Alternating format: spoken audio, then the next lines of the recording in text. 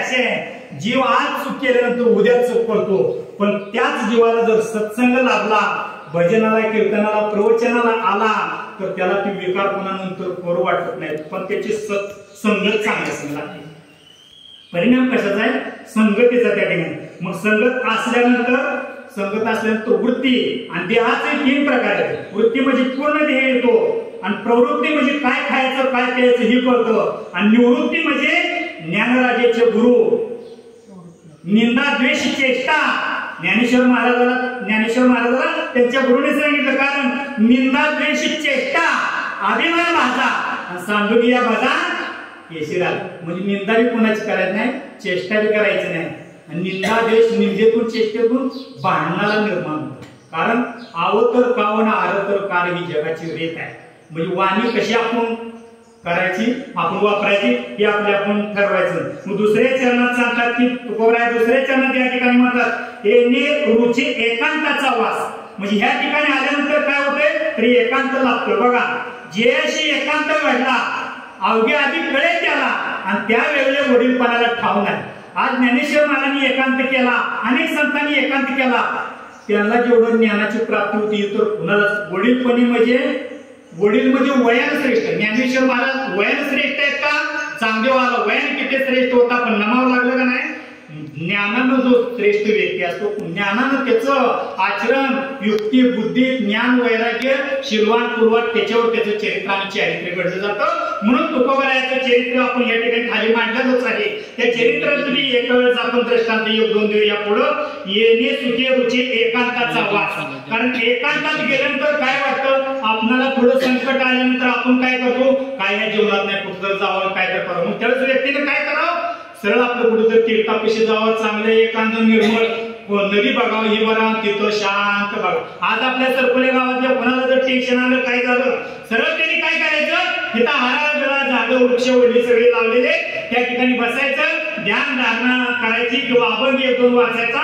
बघा तिथं सुख समाधान वाटते. कसं आहे हो, पलीकडे नदी वाटते इकडे, आणि आपल्या गावाचं भाग्य आजच्या दिवसापासून उजळलं. कारण का, तर आपल्या गावात आज प्रत्येक वर्षी असा त्रयोदशी कार्यक्रम होणार. आणि आता आळंदी देहू मध्ये महाराज असा विषय निघलाय की बघा, ज्ञानेश्वरीचं अख्खं पारायण करायची काही गरज नाहीये. आता थोडक्यात कुणाला वेळ राहिला नाही अलीकडे, थोडक्या दिवसात उरकायचं म्हणून काय करतात, 18 वाजे घेतात आणि त्याच्यात कार्यक्रम उरकून घेतात. असे सगळीकडे निघाले. कारण का, लोकांना वेळच कुणाला थांबायला गरज नाही, काय नाही, लोकच थांबत नाही. ती धावतं युग आहे, विज्ञान युग आहे, त्यामुळे कोणी थांबत नाही. 18 वाजे घेतलं, कळसा द्या घेतला, ज्ञानेश्वरी पारायण होऊ शकते. आणि सगळा जो त्यांचा कार्यक्रम आहे ते कार्यक्रम उरकू शकतात. मग आपण मग तुम्ही जर असं पुढल्या 3 वर्षात जर केलं तर आता आपल्या बरीच पाहुणे लोक जरी आले इकडची तिकडची, आपल्याला समाधान वाटतं ना. मग तसंच आपण इथल्या उर्वरित आपले जे कार्यक्रम आहे ना यश येणार. कारण का, तर आपण नाताळ्याला तीच मागू, ज्ञानेश्वरला तीच मागू, संतजनाला तीच मागू की आम्हाला काय द्या, फक्त सद्बुद्धी द्या, विवेक वैराग्य ज्ञान द्या. आणि आमच्या गावात पर्यटन चालू आहे ना, मग या पर्यटनाला काय द्या, कुणाला श्रम असेल त्यांनी श्रम करू द्या, कुणाला बाबा आर्थिकची मदत करू वाटते आपल्या आई वडिलाच्या नावावर, त्यांनी आपल्या आई वडिलाच्या नावावर इथं काहीतरी करावं. आपण एखादा बाबा मुलगा नोकरी लागला, त्याला वाटतं की माझ्या बाबा भैरवनाथांची माझ्यावर कृपा होती म्हणून मुलगा लग्नाला लागला, मग त्याच्या नावानं त्याला काही इथं दान धर्म करू द्या, की आपल्या गावालाच येते, आपल्या गावचा विकास होतोय, जवळ होतोय. आणि या विकासाच्या ह्याच्यात सर्वांनी यावं आणि इथं जे काय आहे ते आनंद लुटावं. बघा, या आनंद लुटण्यासाठी आता मला भजन झालं, किती समाधान वाटतो. हा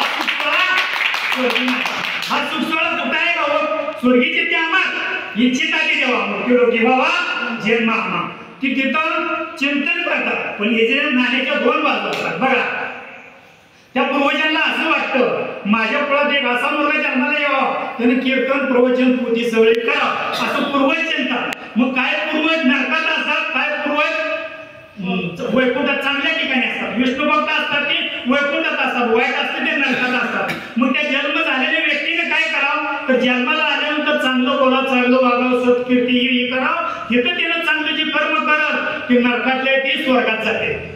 आणि जी व्यक्ती हिथं वाईट पाप करते त्याची वैकुंठातली असलेली नरकात जाते. कसं वागायची ज्याची ते ठरव. नाणं ही एका बाजूला चालत नाही, नाण्याला बाजू 2 असतात. 2 बाजू असल्या तरच नाणं चालतं, नाही तर नाणं चालू शकत नाही.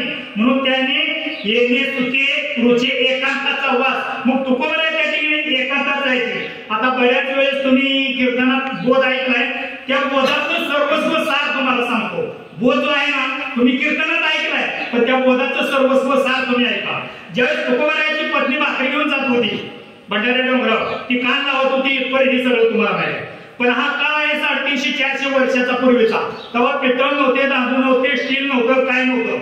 तुकोबारायाच्या पत्नीने आवडीने काय केलं, भाकरीचा मेंढा घेतला होता आणि एका हातात भोपळा घेतला होता. भोपळा, त्या भोपळ्यात होतो पाणी. त्या भोपळ्यात पाणी होतं, ती भोपळ्यात पाणी असताना घेऊन चालल्यानंतर पाताळ पडल्यानंतर लचकली आणि खाली पडली. भाकरीचा गटर होतं, ते हातात घेता आलं, पण त्या भोपळ्याचं पाणी सांडलं. पाणी सांडलं. पुन्हा श्रीकृष्ण भगवान परमात्म्याच्या तिच्या पाठीमागे गेला, काटा चालला, हे सगळं तुम्हाला माहित आहे.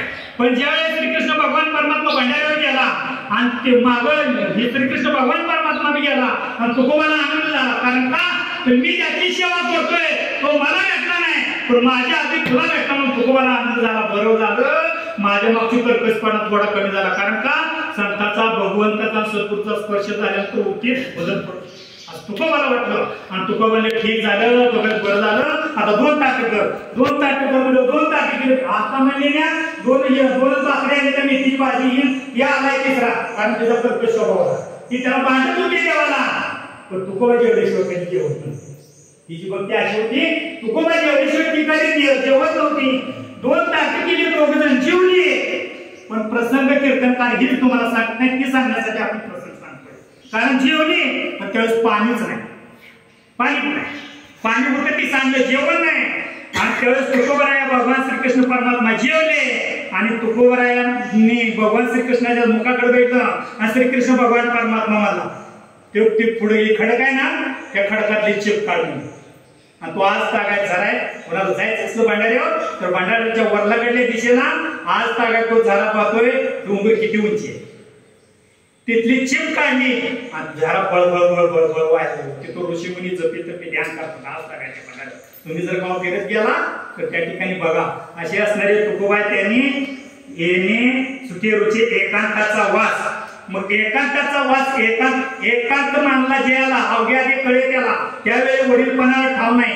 ज्याला एकांत प्राप्त झाला ना, की कुणाचे गुण दोष बघत नाही. एखाद्या पिताश्रीला 4 मुलं असतात, की पिताश्री काय करतात, 4ही मुलाचं गुण दोष एकत्रित हे करतात. 4 वर्ष कुटुंब कसं ते गेली भोगतो त्याचा. कारण का, त्याला वाटत नाही आपलं कुटुंब फुटावं, पण प्रत्येकाचं गुण दोष असतं, ती परत त्याचा कार्यक्रम होत होती. हा भाग वेगळा झाला. पण तो वडील जसं गुणदोष झाकून ठेवतो, तत्वसंताचं सगळं हे असतं. पुढे तुकोबाराया म्हणतात, कारण तिथे गेलो काय नाही गुणदोष अंगा येत. मग तिथे गेल्यावर काय होतं, तर आपल्याला कोण गाठच पडत नाही, तो गुणदोष